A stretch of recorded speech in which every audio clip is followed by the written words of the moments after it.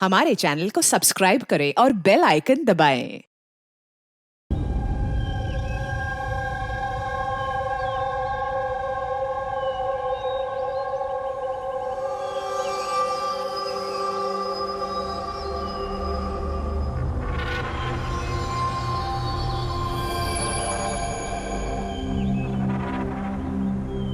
चलो फाइनली ये पल आ ही गया जब मैं आसमान में खुले पंछी की तरह उड़ पाऊं। यस, और तुम्हारी ये उड़ान मैं अपने कैमरा में कैप्चर करूंगी। लेकिन मिस्टर आजाद पंछी, कहीं आसमान में इतनी दूर मत उड़ जाना कि आसमान में गुम ही हो जाओ। डोंट वरी मैडम, वैसे भी अगर रोनी जी आसमान में गायब हो भी गए ना तो वापस तो जमीन भी आना पड़ेगा ना। उड़ान भरने से पहले ही आप नीचे आने की बात कर रहे हो। चलो, हो गई तैयारी? All the best.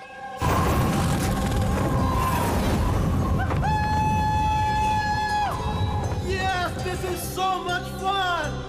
Oh my God! Woohoo! Yes, come on, keep going, keep going. Alia, I love you! Ronnie, I love you too. वाह, लगता है काफी एक्सपीरियंस है इन उड़ान का। Of course, अमेरिका में उसने काफी एडवेंचर स्पोर्ट्स ट्राई किए हैं, पंजी jumping, paragliding and what not. बस इंडिया में कभी कुछ ट्राई नहीं किया था, और अब जब इंडिया में आए ही हैं हॉलिडे के लिए, तो क्यों ना कुछ ट्राई करें।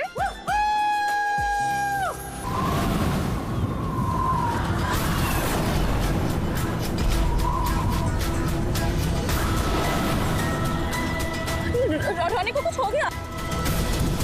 जॉन, जॉन को कुछ हो गया, देखो।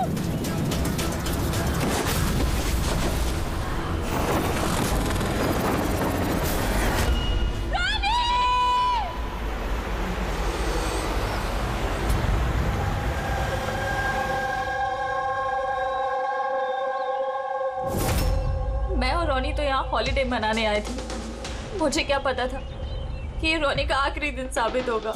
आलिया, हम जानते हैं ये घड़ी तुम्हारे लिए मुश्किल है, मगर प्लीज हिम्मत से काम। अब मैं न्यूयॉर्क जाके उसके डैड को क्या जवाब दूंगी कि मैं आई तो उसके साथ थी, लेकिन लौट अकेले रही हूँ। आपको किसी पे शक है? कौन मार सकता है रोनी को? सर, रोनी को कोई क्यों मारेगा? हम तो यहाँ किसी को जानते तक नहीं। कहीं ऐसा तो नहीं कि इसका कोई दुश्मन अमेरिका से इसका पीछा करते हुए यहाँ तक आ गया? नहीं सर, रोनी का कोई दुश्मन नहीं था। He was such a lively person, सब उसको पसंद करते थे। तो तुम्हारा कहना है कि यहाँ पे इंडिया में कोई रिश्तेदार, कोई दोस्त, कोई परिवार वगैरह नहीं है यहाँ पे? ये देश हमारे लिए अजनबी है सर। सब कुछ ना इन पैराग्लाइडिंग वालों ने किया है। Please sir, arrest them. आप हमें दोष मत दीजिए, रोजी रोटी है हमारी, हम क्यों मारेंगे किसी टूरिस्ट को? तो किसने मारा रोनी को फिर? सर, ये मुझे भी समझ में नहीं आ रहा है, 3000 फीट की ऊंचाई से गोली कैसे चली, किसने चलाई? तो रोनी 3000 फीट की ऊंचाई पे उड़ रहा था। हाँ सर, और मैंने खुद गियर चेक किया था, कोई भी खतरनाक चीज नहीं थी उसके अंदर। और उसके आसपास किसी को उड़ते हुए देखा आसपास? नहीं सर, कोई भी नहीं था। आसमान एकदम साफ था, रेडियस भी क्लियर था, और वो अपनी उड़ान एंजॉय भी कर रहे थे। पर सडन पता नहीं क्या हुआ, एकदम से धड़ाम से नीचे आके गिर गए।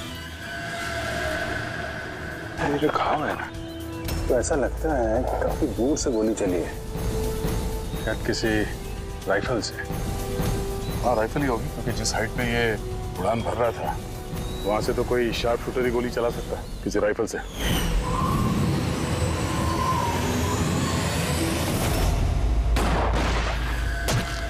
जॉन, यहाँ आसपास किसी को गन या राइफल के साथ देखा है क्या तुमने? यहाँ पर गन लाना अलाउ नहीं है। आप असली गन की बात कर रहे हैं, वो दिवाली वाली पटाखे की बंदूक भी नहीं ला सकता कोई। आप लोगों ने देखा यहाँ पर किसी को?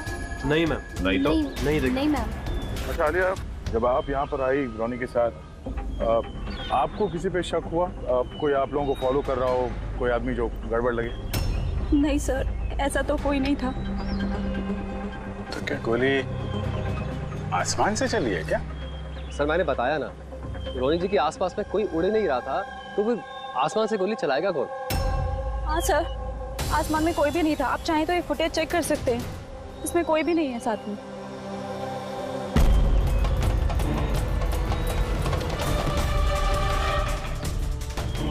फुटेज में तो रोनी के आसपास दूर दूर तक कोई दिख नहीं रहा। सर, जमीन से नीचे से ऊपर किसी ने गोली नहीं चलाई। ये कह रहे हैं कि जब वो ऊपर रुका था तो कोई उसके आसपास नहीं था, तो ऊपर से भी गोली नहीं चला सकता। ये बताइए, ये गोली चली तो चली कहाँ से और किसने चलाई? कमाल है यार, इसका कोई दुश्मन नहीं है तो फिर इसको मारने के लिए इतनी प्लानिंग कौन करेगा? एक टेढ़ा केस लग रहा है। तो किसी टेढ़े आदमी को भेज देते हैं, टेढ़े सबूत, शायद उसे कुछ पता चल जाए।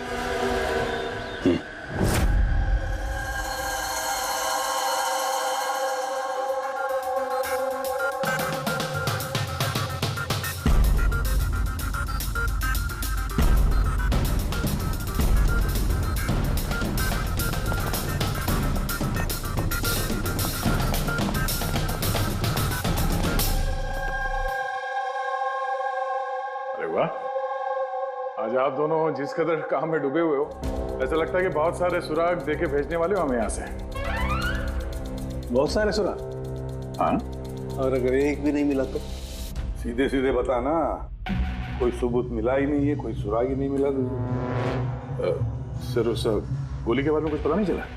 इतना पता चला है कि भाई ऊपर से किसी यूएफओ ने गोली चलाई हो। यार सालों के क्या बच्चों जैसे यूएफओ की बातें करते हो।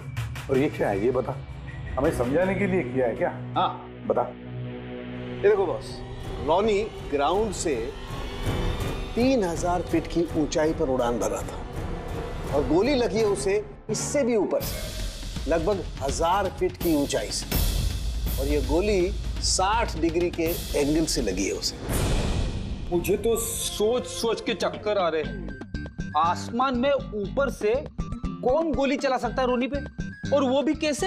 अभी ठहर जा, और चक्कर आएगा। बॉस, ये गोली लगभग 3 किलोमीटर की दूरी से चली है ना, बड़ी अजीब बात है। गोली 3 किलोमीटर की दूरी से चलती है, 60 डिग्री में आती है, रॉनी के गले में घुस जाती है टेढ़ी।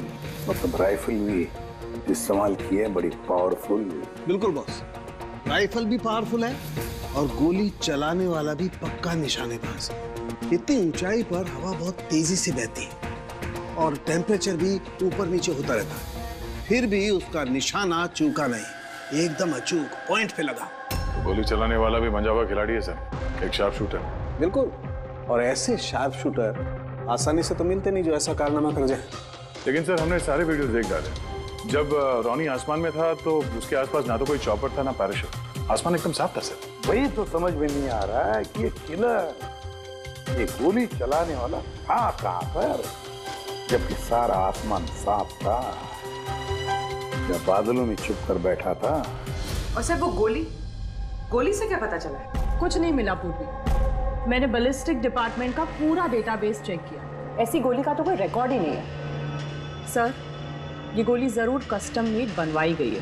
हाँ, अपने हिसाब से बना ली गोली, एक ऐसी गोली जो 3 किलोमीटर से चलती है और बिल्कुल निशाने पे लगती है। और सर अगर ये गोली इतनी जबरदस्त है तो इसकी राइफल भी काफी स्पेशल होगी। हाँ, एक काम करते हैं, ये गोली फायर आर्म्स विंग और बैलिस्टिक डिपार्टमेंट में भेजते हैं, देखते क्या रिपोर्ट आती है। और ये जो भी कोई है, इतने ऊपर चला गया खून करने के लिए, अब जल्द से जल्द इसे जमीन पर लाते हैं।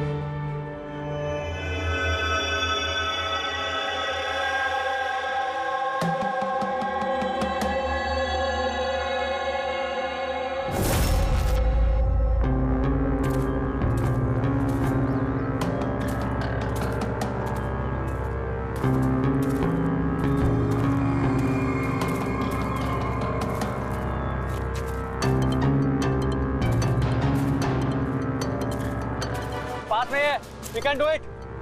यार गुरु, अब और नहीं चढ़ सकता, बहुत थक चुका हूं मैं। बस नवीन, ज्यादा दूर नहीं है, 3000 फीट चढ़ चुके हैं, पास ही में। We can do it. Come on.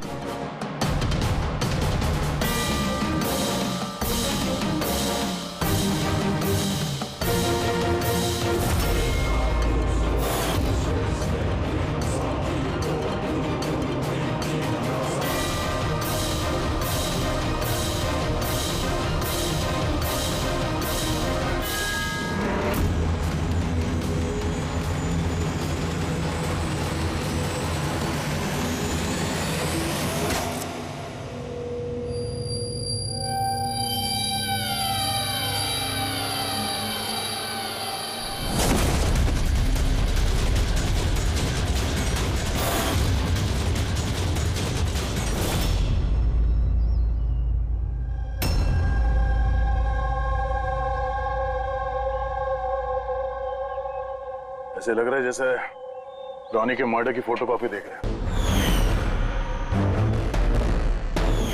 3000 feet की ऊंचाई पे ठीक वैसे ही गोली मारी है सर के पीछे। इसको भी ऊपर से गोली।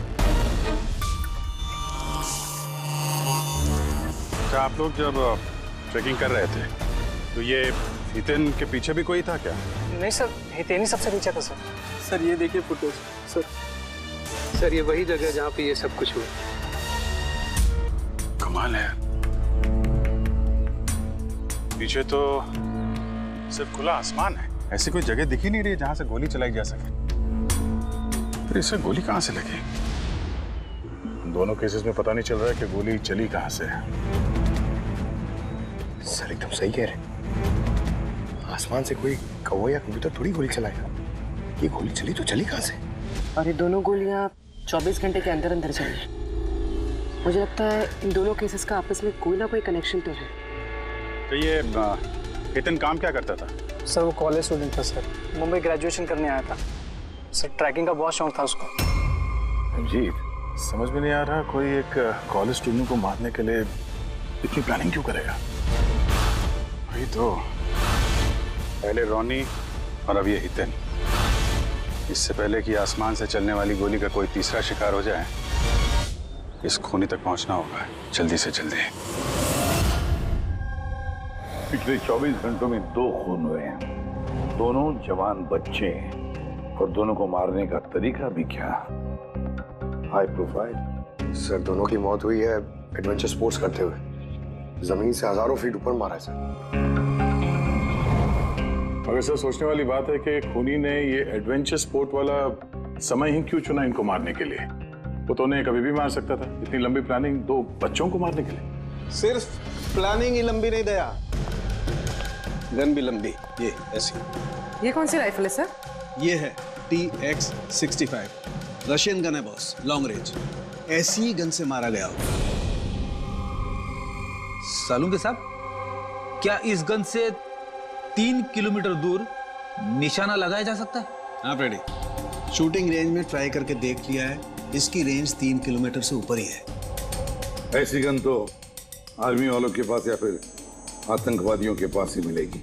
बिल्कुल बॉस, और इसीलिए मुझे लगता है कि ये सिर्फ मर्डर का मामला नहीं है, कोई बहुत बड़ा गुनाह होने वाला है, लार्ज स्केल पर।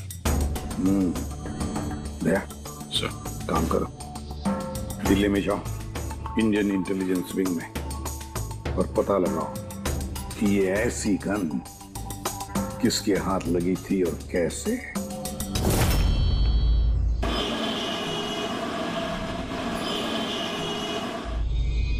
ये सारे खून इसी राइफल से हुए हैं, और आप लोग तो जानते हैं ऐसी हाई प्रोफाइल राइफल सबके हाथ में तो लग नहीं सकती। आप बिल्कुल सही कह रहे हैं सर, और गौर करने की बात तो ये है सर कि ये राइफल कोई खरीदना भी चाहे तो खरीद नहीं सकता। ये 1 या 2 पीस नहीं बिकती, पूरा का पूरा अलॉटमेंट होता है। तो पिछले कुछ सालों में जो आतंकवादी हमले हुए हैं उसमें ये इस तरह के राइफल इस्तेमाल हुए थे? जी हाँ। तो आपको किसी आतंकवादी गिरोह पे शक है? जी हाँ, अगर हमारा अंदाजा सही है तो हम जानते हैं कि इसके पीछे किसका हाथ है। कौन? इलवारे जिले में कुछ समय पहले हमारी आर्मी ने बहुत सारे हथियार जब्त किए थे। उन हथियारों में ये वाली राइफल भी। हाँ प्रताप सर, सारे आतंकवादी मारे, उनमें से एक आतंकवादी बचकर निकल गया और हमने उनके सारे हथियार जब्त कर लिए। Well done Pratap sir. और जो आतंकवादी भागकर गया है उसके बारे में सारे पोस्ट को अलर्ट कर दो। तो ये काम उस आतंकवादी का हो सकता है जो बचकर निकल गया था वहां से? जी हाँ, और हमारी इंफॉर्मेशन के मुताबिक ये आतंकवादी गिरोह जल्दी ही कुछ बड़ा करने वाला है। शायद ये उसी की शुरुआत हो।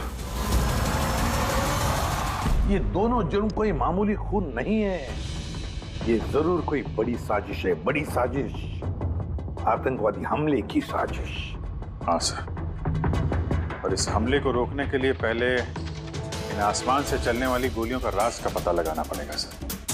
और इस राज का पता करने के लिए हमें सबसे पहले ये पता करना पड़ेगा सर कि आतंकवादी रॉनी और हितेन जैसे आम आदमी की हत्या क्यों की। वैसे क्या कॉमन है इन दोनों खून में? सर दोनों मर्डर हवा में हुए, दोनों बार गोलियां ऊपर से चली, हाई प्रोफाइल राइफल से। किसी प्रोफेशनल शार्प शूटर का काम है सर ये। और सर इन दोनों केसेस में कोई वैंटेज पॉइंट नहीं है, कोई ऐसी जगह नहीं है जहां पे बैठ के खूनी इन दोनों पे गोली चला सकता है। वैंटेज पॉइंट, वैंटेज पॉइंट, कहीं यही तो वजह नहीं हो सकती है? तो आप कहना चाह रहे हैं सर कि खूनी के पास कोई जगह नहीं थी बैठ के गोली चलाने की, और उसे ये पक्का करना था कि उसका टारगेट छूटे ना, उससे कोई चूक ना हो, इसलिए वो इन दोनों पे प्रैक्टिस कर रहा था। Exactly Abhijeet, exactly. वो निशानेबाजी की प्रैक्टिस कर रहा था। मतलब सर उसका असली टारगेट कोई और है? सर अगर कोई वैंटेज पॉइंट था ही नहीं तो फिर वो हवा में गोलियां कहां से चला रहा था? पंकज, तुम्हारे सवाल का जवाब तुम्हारे सवाल में ही है। ये बताओ कि हम, मेरा मतलब है इंसान हवा में कैसे उड़ता है बिना पंखों के? सर एरोप्लेन से या फिर हेलीकॉप्टर से? बस तुम्हारा जवाब मिल गया। लेकिन सर वहाँ क्राइम सीन पे ऊपर आसमान में कोई चॉपर तो उड़ नहीं रहा था, ना ही कोई केबल कार थी वहां पे। दया कुछ और होगा, कुछ और होगा। अभिजीत, मैप निकालो। वहां उस पैराग्लाइडिंग और माउंटेनियरिंग कैंप के आसपास देखो, मेरा मतलब है ऐसा कुछ है क्या जहां से आदमी हवा में उड़ सके? जंगल है, और हाँ ये 2 हॉट एयर बैलून रेंजेस भी हैं। सर देखो जहां पर खून है उसके आसपास कितने रेडियस में है ये? सर ये दोनों 60 किलोमीटर के रेडियस में। एक बात तो पक्की हो गई, खूनी वहां पर उस हॉट एयर बलून में बैठा था और वहीं से उसने गोली चलाई 3 किलोमीटर की दूरी पे। सर अगर किसी को हॉट एयर बलून की सवारी करनी है तो पहले से बुकिंग करनी पड़ती है, कोई ऐसे ही नहीं जा सकता। कोई बात नहीं, तो वहां उस हॉट एयर बलून रेंज के ऑफिस में जाकर पता लगा कि ऐसा कौन सा टूरिस्ट था जिसने उन 2 दिनों में दोनों हॉट एयर बलून में सवारी की थी। ये टोटल 12 लोगों की लिस्ट है जो उस दिन हॉट एयर बलून में बैठे थे। कुछ लोग अलग बैठे थे और कुछ लोग ग्रुप बना के बैठे थे। तुम्हें कुछ याद है कि इनमें से कितने लोगों के पास कोई सामान या कोई बैग्स थे? या फिर कोई बदमाश जैसा दिख रहा हो? नहीं, बदमाश तो कोई नहीं लग रहा था, लेकिन एक बूढ़ी आंटी थी जिन्होंने बैकपैक रखे हुए थे और वो चश्मा और टोपी भी लगाई हुई थी। हाँ, हम भी हैरान थे कि इस उम्र में ऐसी ट्रैवलिंग का जज्बा। और जब फोटोज खींची जा रही थी तो वो शर्मा रही थी और अपना मुंह छुपा रही थी। ये बूढ़ी आंटी शार्प शूटर, सुनने में थोड़ा अजीब नहीं लग रहा है? हाँ सर, नहीं पायलट हुई सर। 25 फरवरी को कुल मिलाकर सर मैंने 6 लोगों को एयर बैलून की सवारी करवाई थी और 2 लोगों को दिनेश ने सर। अच्छा, तो उनमें से कोई गड़बड़ टाइप का आदमी लगा या जिसके पास कोई सामान वगैरह हो? सर ऐसा तो कोई नहीं था। हाँ, एक बुजुर्ग आदमी था, पता नहीं बात बात पर क्यों चिल्ला रहा था। शायद उसका मूड खराब था या खड़ूस था शायद। उसके हाथ में कुछ सामान था क्या? सामान तो नहीं था। हाँ, बैसाखी लेकर चल रहे थे। बैसाखी लेकर चल रहे थे? तुम लोग की हिम्मत कैसे हुई मेरी तस्वीर लेने की बिना मुझसे पूछे? जरा भी तमीज है कि नहीं है? उड़ाओ उसे, उड़ाओ। अच्छा, फोटो खींचने पे नाराज हो गए? कितनी अजीब बात है ना सर। लोग हॉट एयर बलून पे रोज रोज तो बैठते नहीं हैं, तो वो खुद ही फोटो खिंचवाना चाहते हैं ताकि वो इस मेमोरी को हमेशा अपने पास रख सकें। और कोई खास बात याद है उनके बारे में? सब पता नहीं बतानी चाहिए या नहीं। नहीं नहीं, बोलो, जो भी याद है खुल के बताओ। उन्हें चलता देख के लग नहीं रहा था कि उन्हें बैसाखी की जरूरत होगी, पर फिर भी उन्होंने बैसाखी पकड़ रखी थी। अच्छा,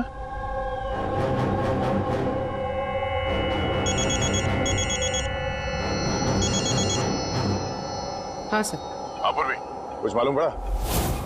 सर यहाँ पर एक बूढ़ी औरत आई थी और उसके हाथ में एक बैकपैक भी था, और हाँ, फोटो खिंचवाने से भी ऐतराज कर रही थी। अच्छा, यहाँ भी एक बूढ़ा आदमी आया था हॉट एयर बलून में बैसाखी लेके, और उसे भी फोटो खिंचवाने से परहेज था।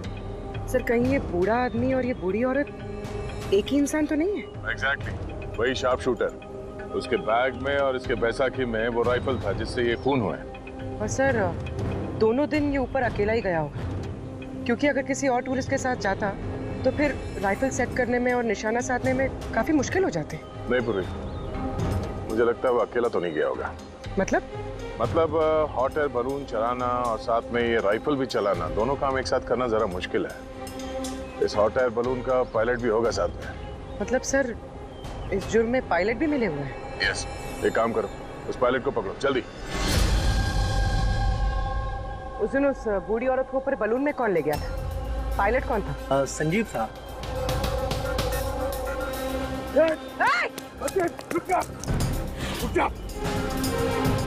ना तुम मुझे मार पाओगे और ना ही उसे।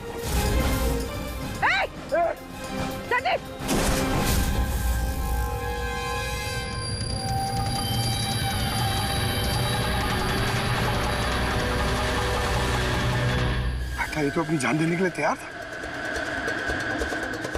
ये कोई छोटे मोटे मर्डर्स नहीं है पंकज, कोई बहुत बड़ा मिशन है जिसे अगर जल्द से जल्द नहीं रोका गया तो कुछ बहुत बुरा हो सकता है।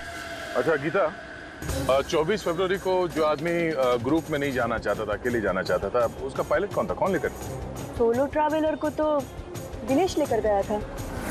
कमाल है दिनेश, इतनी देर से चुप बैठे हो, कुछ बोल ही नहीं रहे हो। तुम लोग मुझे पकड़ नहीं पाओगे।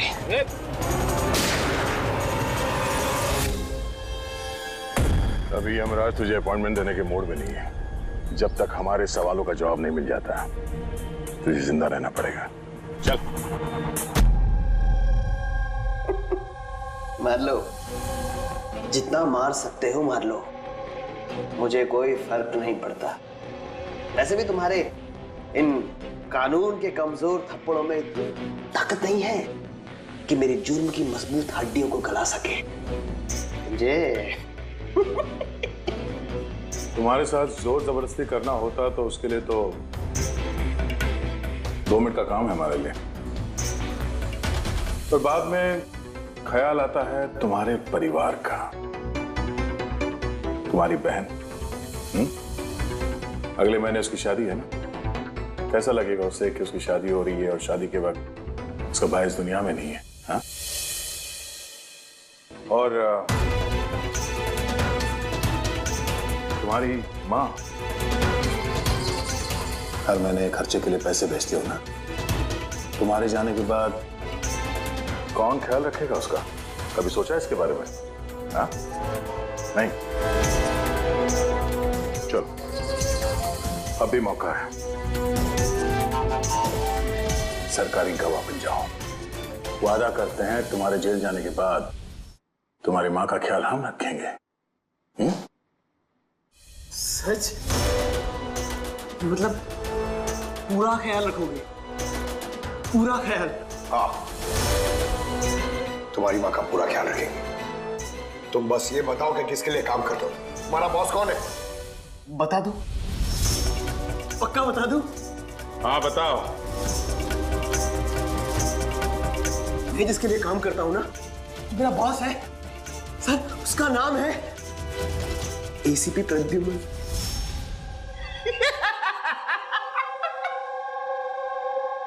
एसीपी प्रद्युमन, जाओ पकड़ लो और गिरफ्तार कर लो उसे। कहा था ना, मैं कुछ नहीं बताने वाला, जो कर सकते हो कर लो। CID CID. Oh boss, boss.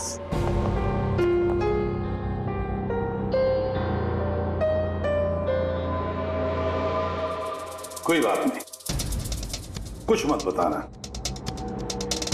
अब हम ना तुमसे कुछ पूछेंगे, कुछ बताने के लिए तुम पर जोर जबरदस्ती करेंगे, कुछ नहीं, सिर्फ एक करेंगे, हम तुम्हें सोने नहीं देंगे। सोने नहीं देंगे? वैसे भी मैं अगर जागता रहा तो मैं कुछ बताने नहीं वाला हूं आप लोगों को। कोई जरूरत नहीं, कुछ मत बताओ, पर सोने नहीं देंगे तुम्हें। ओके? यार दया, मैंने तो सुना है कि आदमी खाने पीने के बगैर तो काफी दिनों तक सरवाइव कर सकता है, लेकिन सोए बिना कितना तड़पेगा ये बेचारा। बड़ी बुरी मौत मरेगा। मुझसे तो देखा नहीं जाएगा।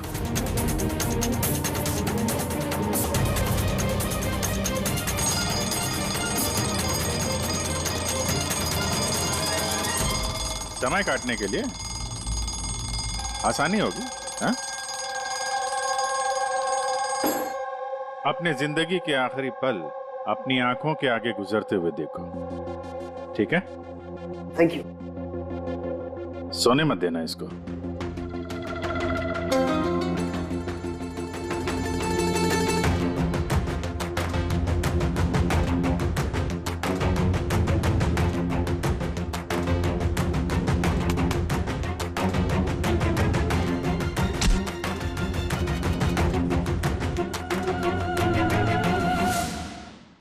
Ready sir.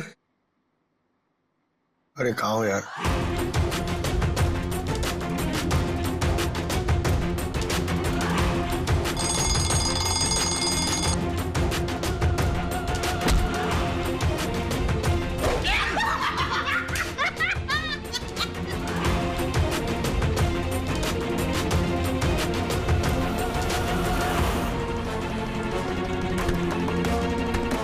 जब तक मुंह नहीं खोलेगा सोने का नहीं, समझे? 5 मिनट में नहीं। नहीं 1 मिनट। 1 मिनट तो सोने दो। 1 सेकंड। सोऊंगा नहीं। नहीं सोऊंगा बिल्कुल नहीं, बिल्कुल नहीं सोऊंगा।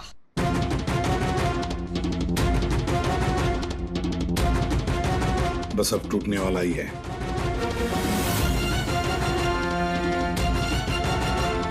सब बकना शुरू कर देगा अभी। बल्लू, बल्लू नहीं सोएगा तू।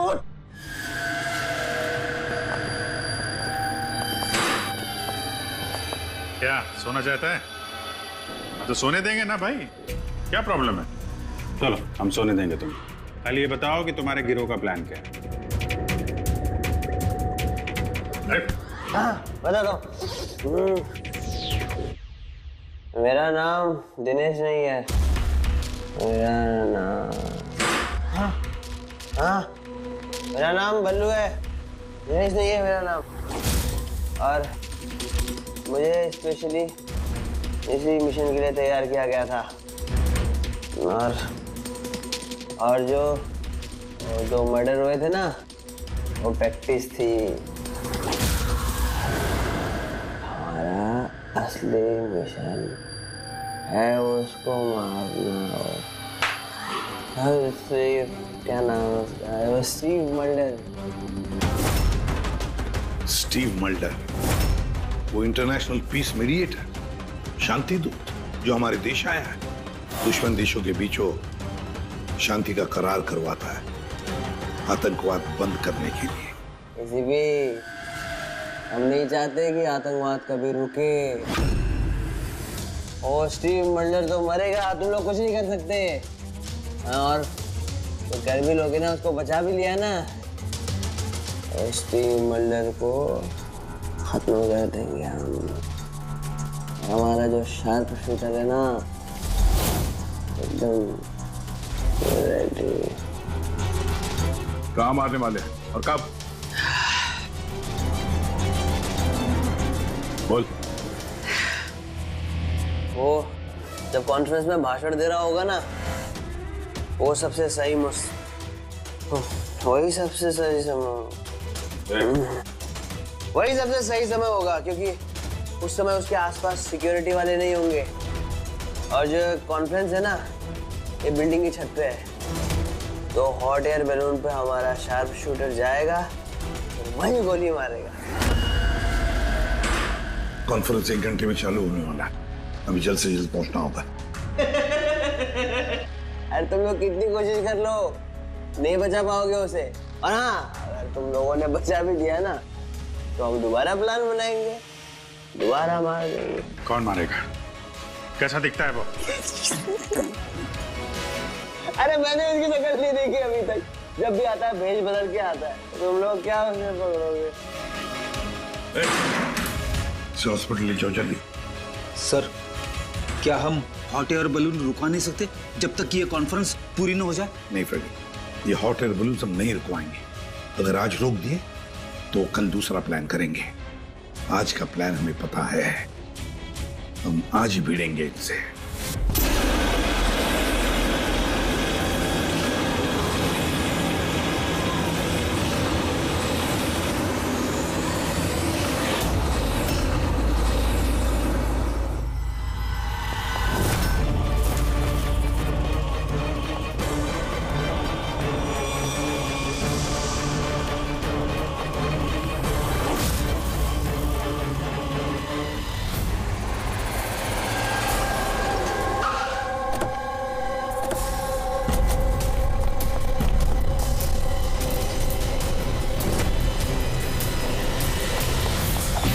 सीआईडी मिस्टर स्टीव मल्डर का है ऊपर कॉन्फ्रेंस में। हमें ले चलो उनके पास, जल्दी हरिओम।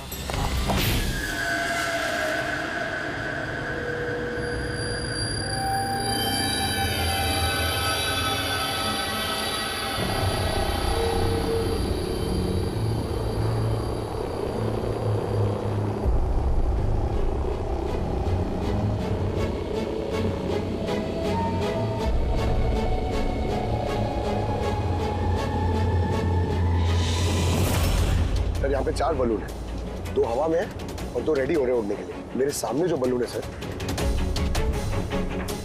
उसमें एक कपल है और वो लड़के के पास एक बैकपैक है। नजर रखो उन पे, कौन कौन आ रहा है, कौन कौन जा रहा है, सब पे ध्यान रखना। ओके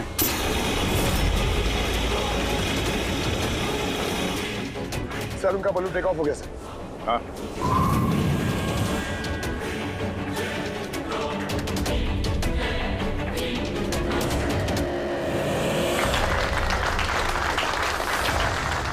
इस दुनिया में टेररिज्म क्यों है, ये क्वेश्चन बहुत जरूरी है। और ये टेररिज्म तभी स्टॉप हो सकते हैं जब सभी देश भाई भाई की तरह साथ रहें। टेररिज्म को जड़ से उखाड़ फेंकना होगा हम सबको।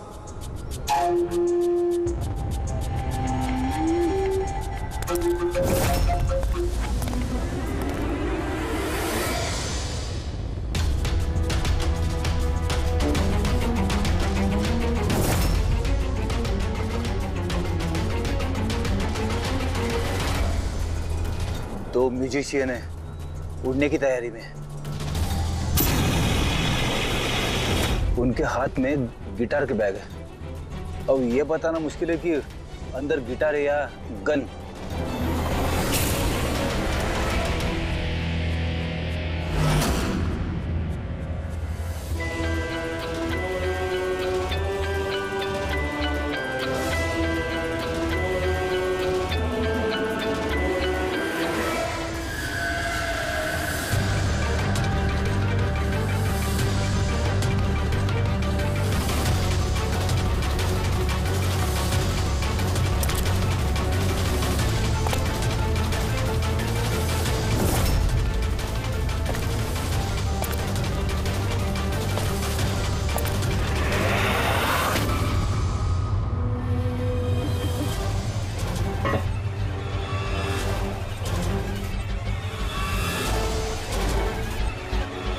सर, और एक आदमी आया है, उसके पास एक बैकपैक और एक क्रच है। वेट करते हैं।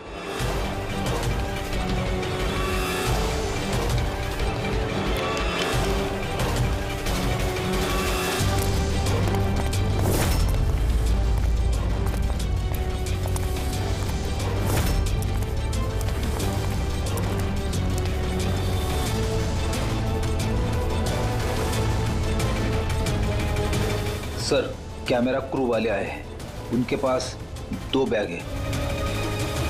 Camera crew?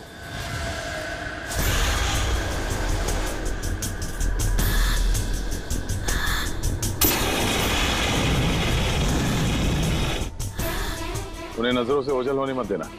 नजर रखो उन पे।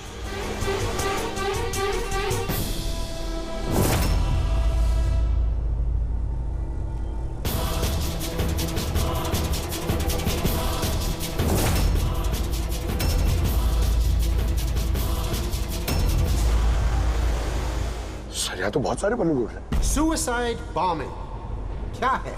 कोई खुशी खुशी हो अपनी जान देने को कैसे रेडी हो सकते हैं? जिंदगी अनमोल। Oh no. We need to respect ये सारे बलून? life। और हर देश वो कौन सा बलून होगा जिसकी हमें तलाश है? लगता है भेष बदल के आया है। ये तो शक्ल से कुछ गड़बड़ लग रहा है।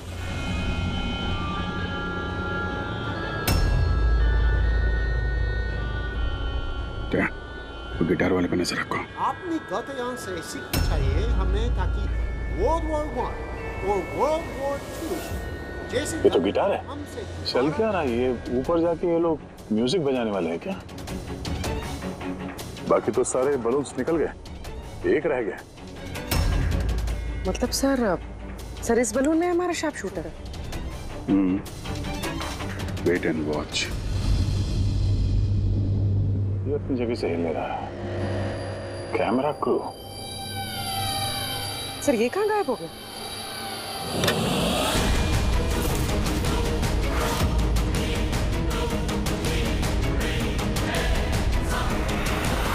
सर इसके पास तो राइफल है, वैसे जैसे साड़ों के सर ने बताई थी।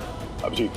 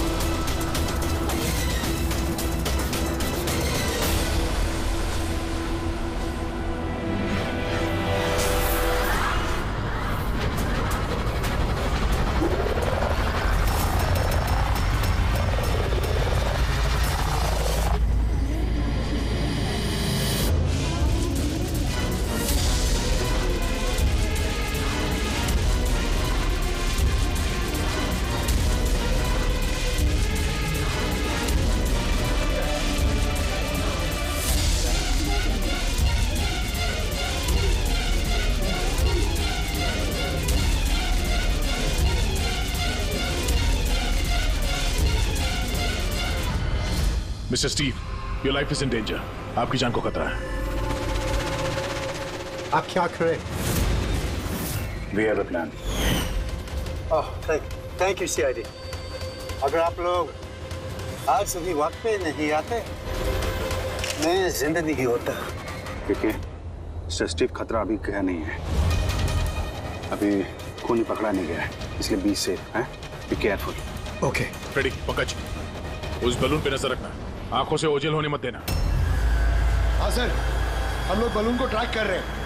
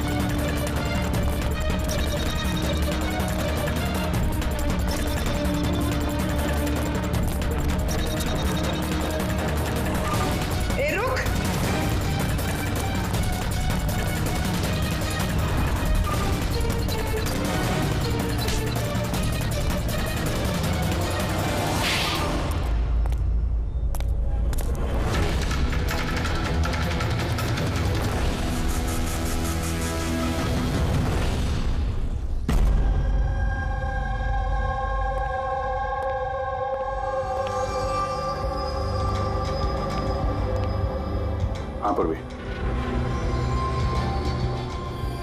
Good job, congrats.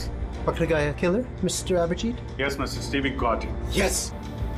Well done. Well done.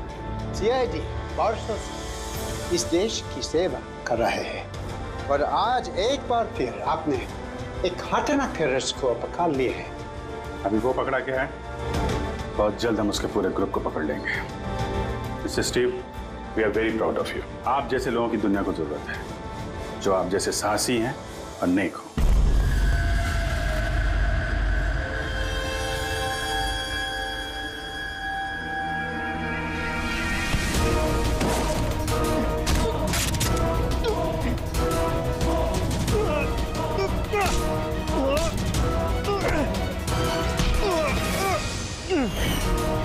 तो तुमने भेस बदलकर हमी और हितेन का खून किया था। तो मिस्टर शार्प शूटर, अब जेल की उड़ान भरना फांसी पे छूटते हमें समझा? तुम्हें क्या लगता है तुमने मुझे पकड़ लिया तो स्टीव जिंदा बच जाएगा?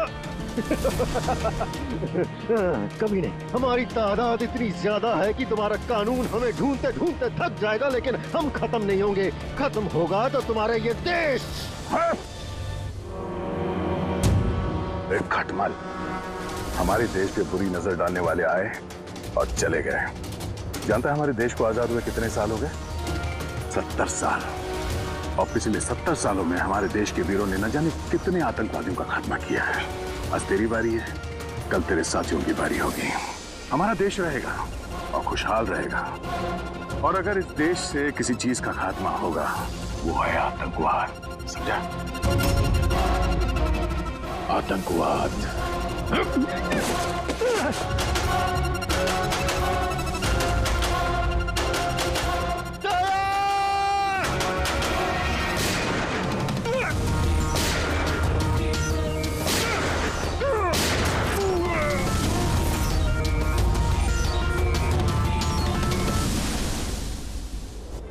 आतंकवादी पीठ पे ही गोली मारोगे? हम लोग यहाँ खाते गोली, यहाँ।